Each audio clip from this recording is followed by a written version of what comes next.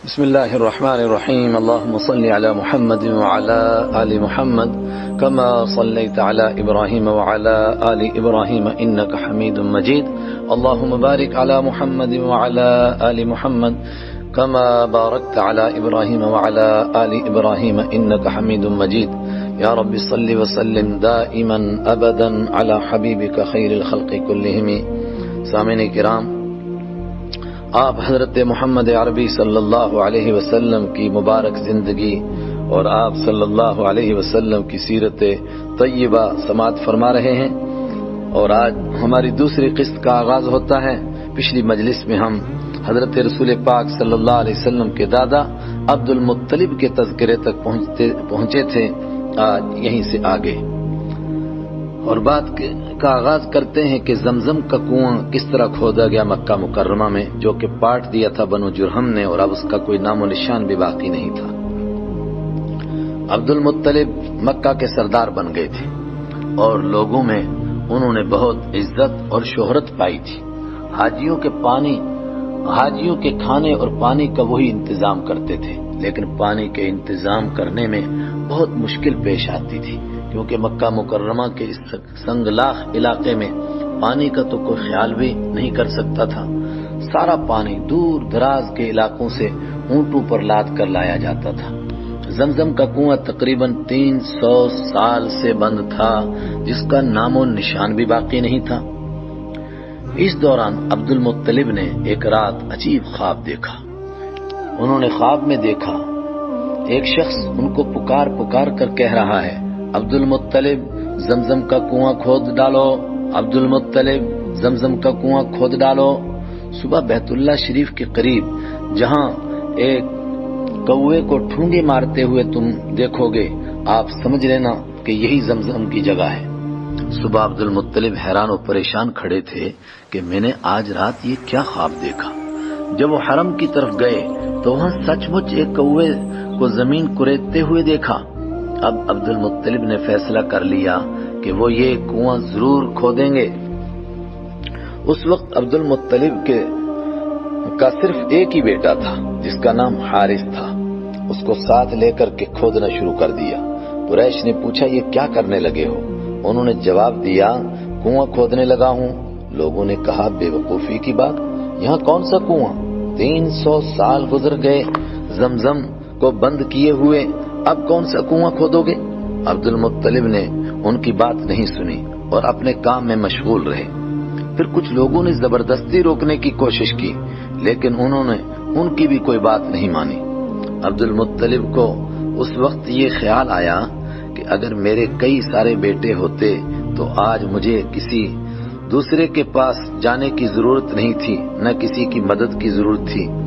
اس لیے انہوں نے اللہ تعالیٰ سے دعا کی اور ایک منت بھی مان لی کہ اے اللہ، اگر تو مجھے 10 بیٹے عطا فرمائے گا جو بڑے ہو کر میرے کاموں میں میرا ہاتھ بٹائیں گے، تو میں ان میں سے ایک بیٹے کو تیرے نام پر قربان کر دوں گا۔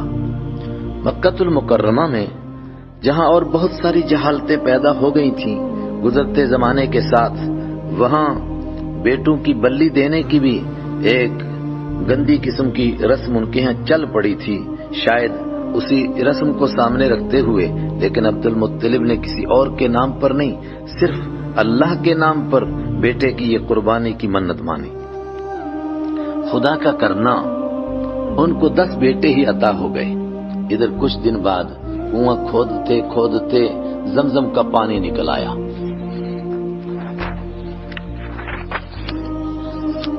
جس پر لوگ حیران و ششدر رہ گئے اور عبد المطلب کی بزرگی تسلیم کرنے لگ گئے، لیکن کچھ لوگ اس میں حصے داری اور شراکت کے لیے ان سے جھگڑنے لگے، تو دوسرے لوگوں نے ان کو اس سے روک دیا اور کہا کہ یہ صرف ان کی بزرگی سے نکلا ہے، لہذا اس کا پورا انتظام ان کے پاس ہی رہنے دو۔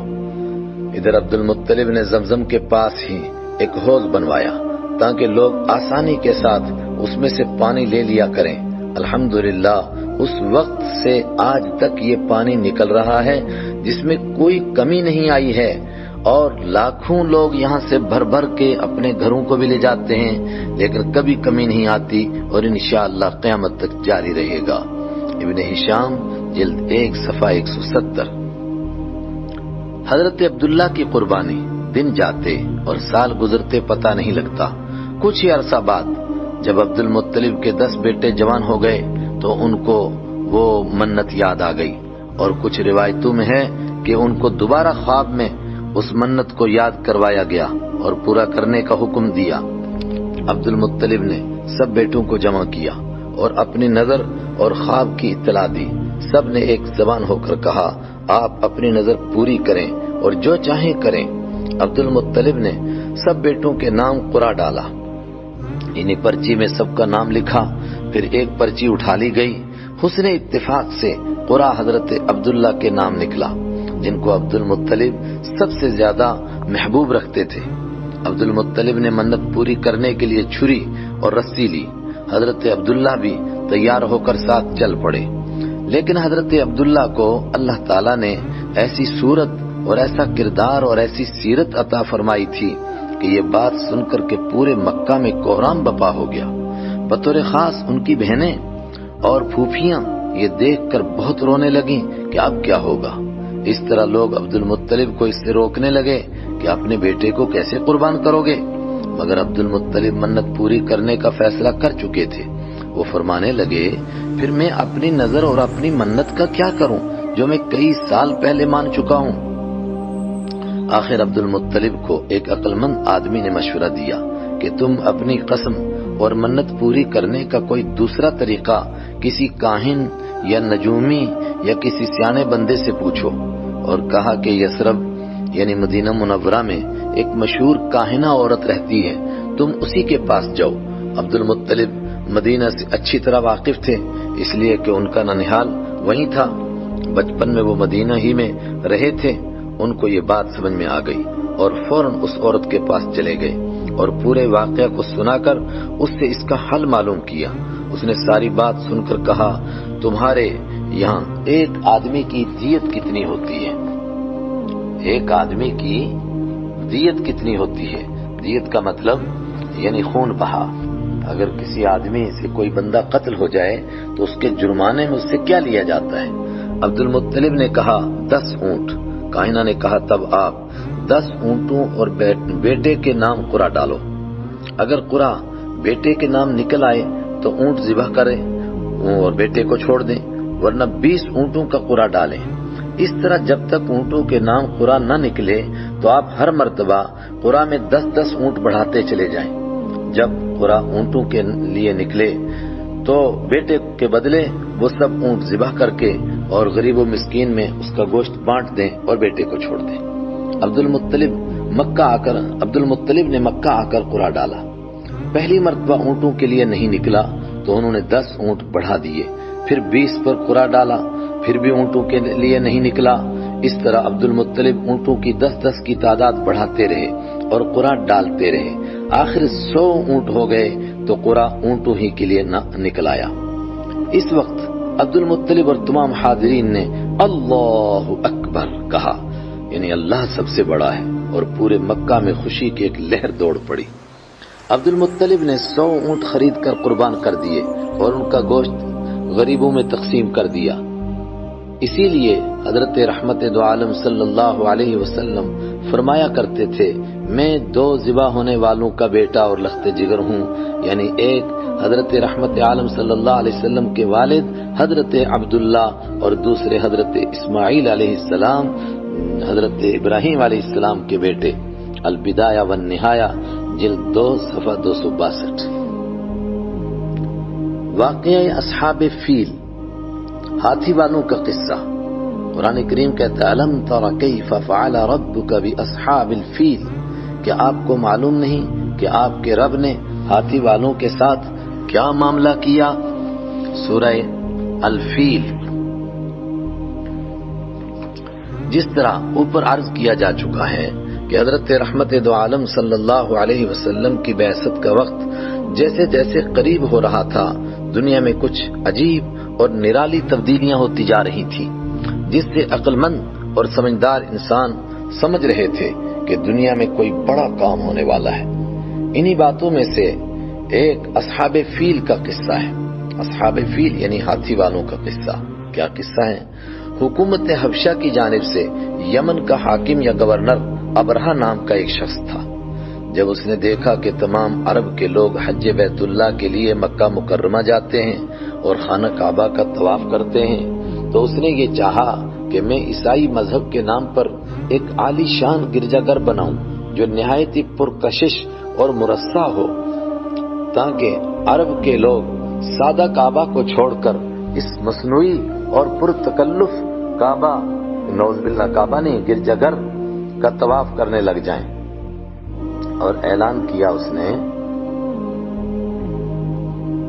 کہ اب مکہ جانے کی کوئی ضرورت نہیں ہے، سب اسی کا طواف کر لو۔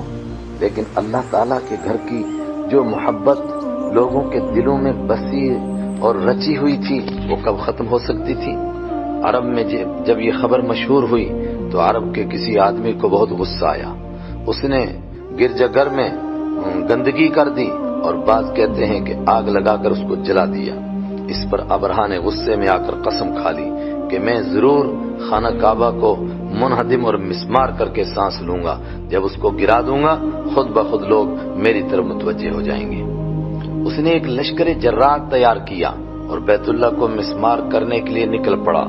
کچھ ہاتھی بھی اپنے ساتھ لیے اور محمود نام کے ہاتھی پر خود سوار ہوا۔ راستے میں عرب کے کچھ قبیلوں نے مزاحمت کی کوشش کی، اس کا راستہ روکنے کی کوشش کی، تو ان سب کو اس نے تہہ دیگ کر دیا، قتل کر دیا۔ اسی طرح یلغار کرتا ہوا جب وہ مکہ مکرمہ کے قریب مزدلفہ اور منی کے درمیان وادی محصر میں پہنچ گیا، یا بقول بعض محققین طائف اور مکہ کے درمیان ایک مقام مخمس یا مغمس تک پہنچ گیا۔ قرطبی یعنی تفسیر قرطبی میں یہ تفصیل موجود ہے۔ تو وہاں پہنچ کر مکہ کے سرداروں کو اپنے ارادے سے باخبر کیا۔ اطراف مکہ میں اہل مکہ کے مویشی چرتے تھے، ابرہہ کے لشکر نے وہ مویشی پکڑ لیے، جن میں 200 اونٹ حضرت محمد صلی اللہ علیہ وسلم کے دادا عبد المطلب کے بھی تھے۔ عبد المطلب نے خانہ کعبہ کا پردہ پکڑ کر گڑ گڑا کر دعا کی، اے ہمارے رب، ہم اس لشکر کا مقابلہ نہیں کر سکتے، تو ہی اپنے گھر کی حفاظت فرما اور ہماری بھی حفاظت فرما۔ پھر لوگوں کو جمع کر کے فرمایا کہ گھبراؤ مت، مکہ خالی کر دو، خانہ کعبہ کو کوئی منہدم نہیں کر سکتا، یہ اللہ کا گھر ہے، وہ خود اس کی حفاظت کرے گا۔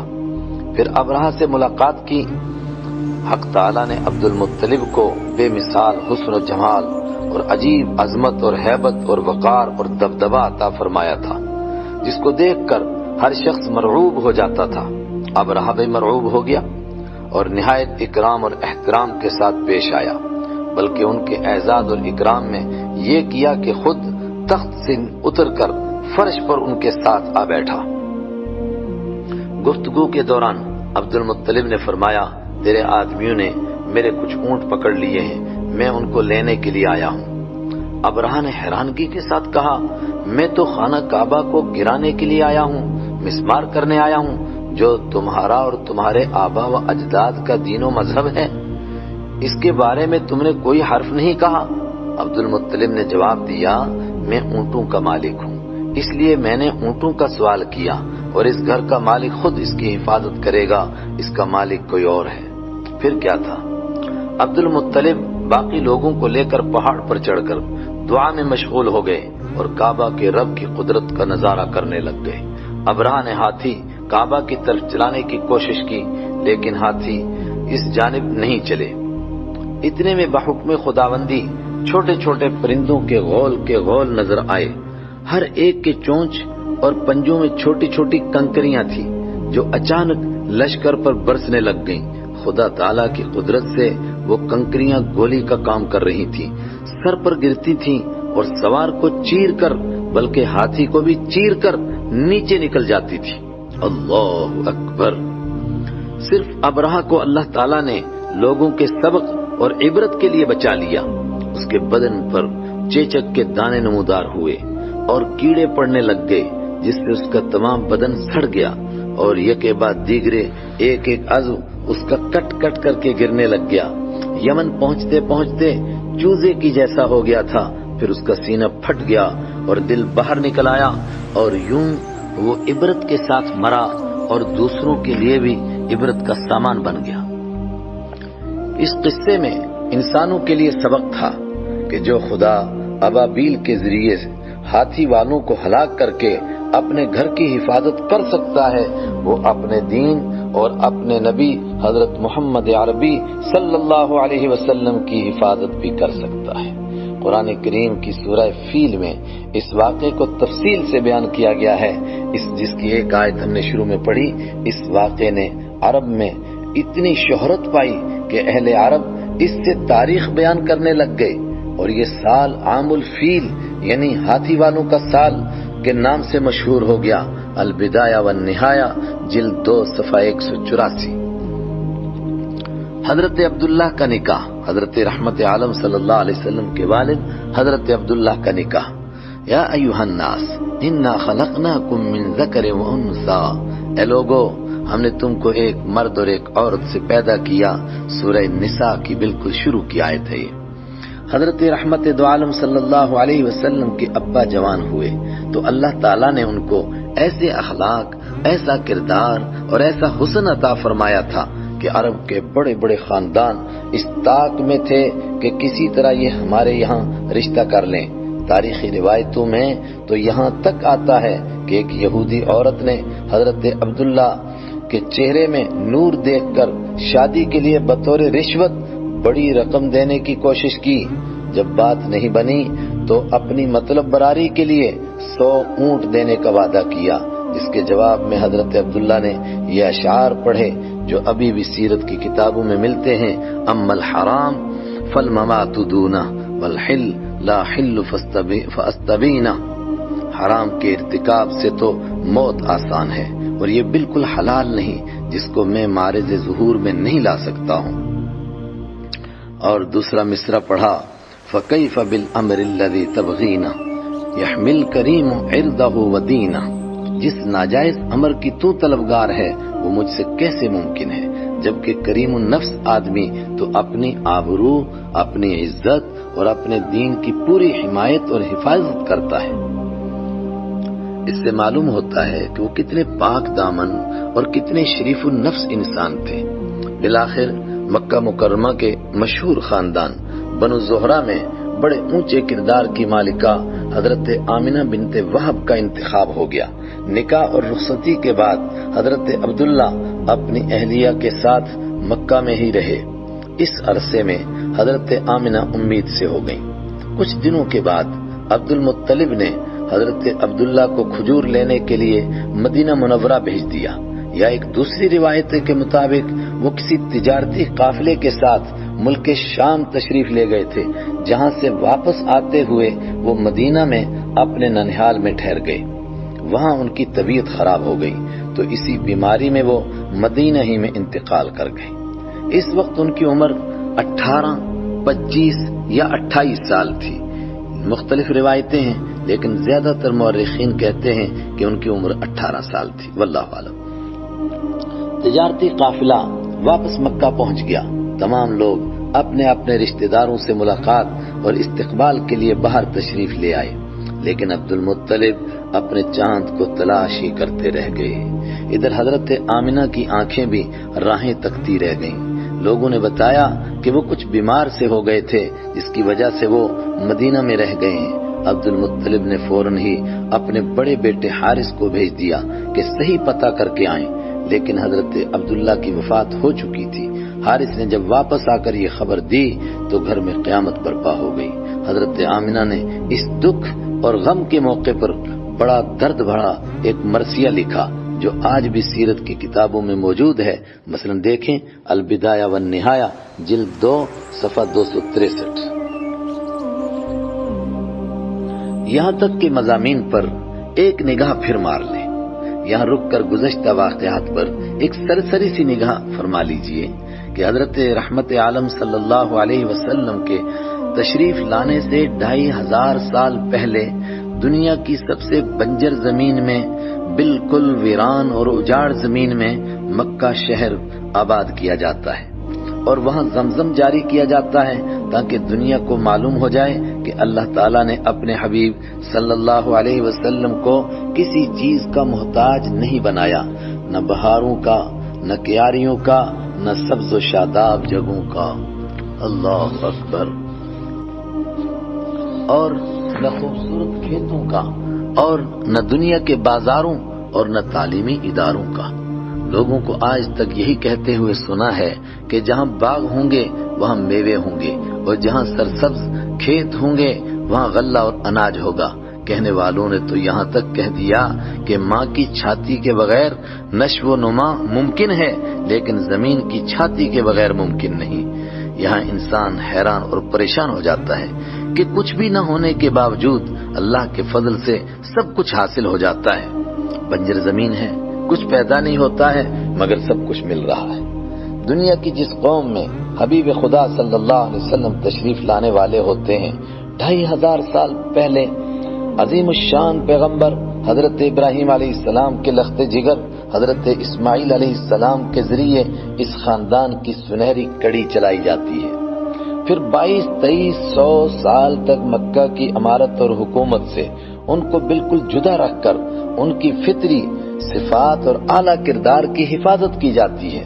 ان کو مشقت جھیلنے اور مصیبت برداشت کرنے کی عادت ڈالی جاتی ہے۔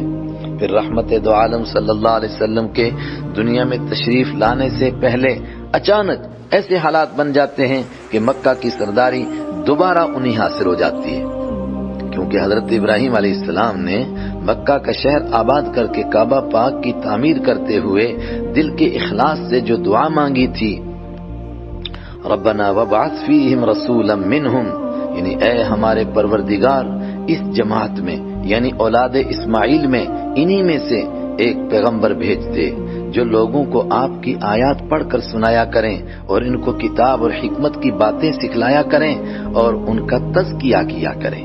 بے شک اے پروردگار آپ ہی زبردست اور حکمت والے ہیں۔ سورہ بقرہ آیت 129۔ اب اس دعا کے پورے ہونے کا وقت آ گیا تھا۔ اسی طرح 650 سال پہلے سیدنا عیسیٰ علیہ السلام کے ذریعے جن کی خوشخبری دی گئی تھی، حضرت عیسیٰ علیہ السلام کی خوشخبری قرآن پاک میں موجود ہے، وَمُبَشَّرًا بِرَسُولٍ يَأْتِي مِن بَعْدِ اسْمُهُ احمد، اور میں ایک زبردست رسول کی خوشخبری دیتا ہوں جو میرے بعد آنے والے ہیں جن کا اسم گرامی احمد ہوگا۔ سورہ صف آیت 6۔ اب اس خوشخبری کو پورا ہونا تھا۔ بالآخر وہ وقت آ گیا جس کے لیے صدیوں سے سورج طلوع اور غروب ہو رہا تھا، جس کے انتظار میں آسمانوں کے ستارے ٹک ٹکی باندھے منتظر تھے، جس کی خبر 1,00,000 سے زائد انبیاء کرام نے اپنی اپنی قوموں کو دی تھی، جس کے لیے سیدنا ابراہیم علیہ السلام نے کعبہ کا دروازہ پکڑ کر کے دعا کی تھی، اللہ اکبر۔ وہ وقت قریب آ گیا جس کی آخری خوشخبری 570 سال پہلے حضرت عیسیٰ علیہ السلام نے دی تھی۔ واقعہ فیل کے 50 یا 55 روز بعد بتاریخ 8 یا 9 ربیع الاول بمطابق 22 اپریل 571 عیسوی بروز پیر رات اپنی تاریکی سمیٹ ہی رہی تھی اور صبح کی روشنی آنکھیں کھول ہی رہی تھی کہ نبیوں کے امام حضرت عبداللہ کے لاڈلے اور حضرت آمنہ کے لخت جگر حضرت محمد صلی اللہ علیہ وسلم مشہور روایت کے مطابق اپنے والد کی وفات کے تقریباً 3 ماہ بعد چچا ابو طالب کے گھر جہالت کی تاریکی سے انسانیت کو نجات دلانے کا اعلان کرتے ہوئے ساری دنیا کو ہدایت کی روشنی سے منور کرنے کے لیے صبح کے وقت میں اس دنیا میں تشریف لے آئے۔ حضرت آمنہ بیماری کے دنوں میں کچھ ایسے عجیب خواب اور خیر و برکت والی باتیں دیکھتی تھیں جس سے وہ پیدائش سے قبل ہی اپنی قسمت کو اوج کمال پر سمجھ رہی تھی۔ وہ سمجھتی تھیں کہ جس مہمان کی آمد ہے وہ کوئی بہت ہی متبرک ہستی ہے۔ اب پیدائش کے وقت کچھ ایسی باتیں سامنے آئیں کہ وہ حیران و ششدر رہ گئیں۔ جب بچہ شکم میں ہوتا ہے تو ماں کو بہت زیادہ تکلیف ہوتی ہے، بار بار متلی آتی ہے، بخار چڑھتا ہے۔ جب بچہ پیدا ہوتا ہے تو کچھ نہ کچھ گند وغیرہ ضرور اس کے ساتھ ہوتا ہے، لیکن یہاں ایسا خیال کرنا بھی گناہ تھا۔ اور مشہور روایت کے مطابق حضرت رحمت عالم صلی اللہ علیہ وسلم کا ختنہ بھی پہلے ہی ہو چکا تھا، ختنہ کی بھی ضرورت نہیں پڑی۔ دنیا میں اس طرح تشریف لائے کہ دونوں ہاتھ اور پیشانی زمین پر تھی۔ حضرت آمنہ فرماتی ہیں اس وقت کمرے میں ایک ایسی روشنی پھیلی جس سے پورا کمرہ روشن ہو گیا، پھر ایک ایسا نور دیکھا جس سے ملک شام بطور خاص بصرہ کے محل روشن ہو گئے۔ یہ بات حقیقت بن کر اس طرح سامنے آئی کہ حضرت نبی کریم صلی اللہ علیہ وسلم کی مبارک زندگی میں عرب سے باہر اسلام کی روشنی سب سے پہلے ملک شام میں اور خاص اسی شہر بصرہ میں پہنچی۔ اللہ اکبر۔ حضرت آمنہ فرماتی ہیں کہ ولادت کے وقت مجھے ایسا لگا کہ آسمان کے تارے میرے لخت جگر کی طرف جھکے آ رہے ہیں، یہاں تک کہ مجھے گمان ہوا کہ یہ ستارے مجھ پر آ گریں گے۔ اسی شب میں یہ واقعہ بھی پیش آیا کہ ایوان کسریٰ میں زلزلہ آیا جس سے محل کے 14 کنگرے گر گئے، یعنی ایران کے بادشاہ کسریٰ کے محل میں زلزلہ سا آ گیا، اور زلزلہ صرف اسی کے محل میں آیا، دائیں بائیں کچھ بھی نہیں ہوا۔ اس سے وہ بہت گھبرا گیا۔ پھر جب اس کو یہ خبر پہنچی کہ ایران کا آتش کدہ جو 1000 سال سے مسلسل روشن تھا وہ بھی بجھ گیا ہے۔ 1000 سال سے آگ کا ایک بہت الاؤ انہوں نے تیار کیا، اس کی پوجا کرتے تھے، اس کو بجھنے نہیں دیتے تھے، اچانک وہ بجھ گیا۔ پھر تو وہ اور گھبرا گیا، بلکہ حیران و پریشان ہو گیا۔ ادھر اسی کا ایک وزیر اٹھا، اس نے اسی رات کا اپنا ایک اور ڈراؤنا خواب سنایا جس سے اس کے ہوش اڑ گئے، اور اس نے ایک آدمی کو ایک بڑے پادری کے پاس بھیج کر اس خواب کی تعبیر معلوم کی۔ اس نے کہا آج رات وہ ہستی تشریف لے آئے ہیں جن کے انتظار میں پوری کائنات تھی، اب شرک مٹ جائے گا اور توحید کے نور سے پوری دنیا روشن ہوگی۔ ایرانی بادشاہت اب صرف کنگروں کی گنتی کے مطابق 14 بادشاہیوں تک باقی رہے گی۔ بادشاہ یہ سن کر کچھ مطمئن ہوا کہ 14 بادشاہیاں گزرنے کے لیے ایک زمانہ چاہیے، مگر زمانے کو گزرتے ہوئے دیر کیا لگتی ہے۔ 10 بادشاہتیں 4 ہی سال میں ختم ہو گئیں، اور باقی 4 حضرت عثمان رضی اللہ تعالیٰ عنہ کے زمانے تک خلافت تک بالکل مٹ گئیں، کوئی نام و نشان بھی باقی نہیں رہا۔